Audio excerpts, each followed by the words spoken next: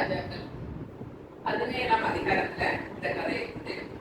இஸ்ரவேல் தேசத்தில் மழை பெய்யாமல் இருந்தது. அதனால் அங்குள்ள மரங்கள் செடிகள் எல்லாம் காய்ந்து போயின. காய்கறிகள் பழங்கள் காய்க்காமல் தேசம் முழுவதும் பஞ்சமாக இருந்தது.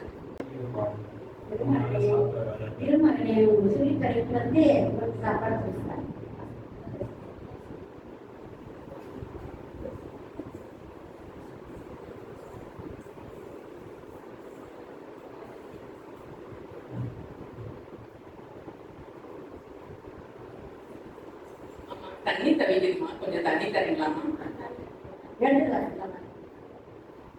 அம்மா, அப்படியே எனக்கு சாப்பிடுவதற்கு ஒரு சிறு அடையும் சுட்டு கொண்டு வாங்கம்மா. கொஞ்சம் மாவு கொஞ்சம் எண்ணெய் இருக்குது. அது நானும் என் பிள்ளைங்க சுட்டு தின்னு சாக போனோம். பயப்படாதீங்கம்மா, நீங்க அந்த மாவுல எனக்கு ஒரு சின்ன அடைய சுட்டு கொண்டு வாங்க. ஏசப்பா தான் என்னை அனுப்பியிருக்காரு.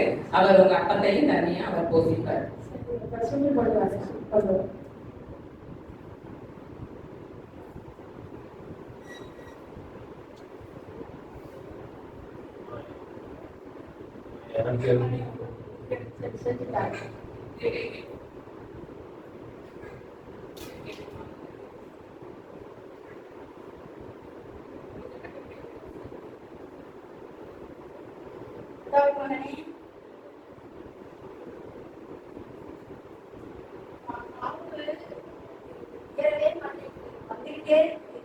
நிறைய மாவு வந்துட்டே இருக்க மாவு வந்துட்டே என்ன வேற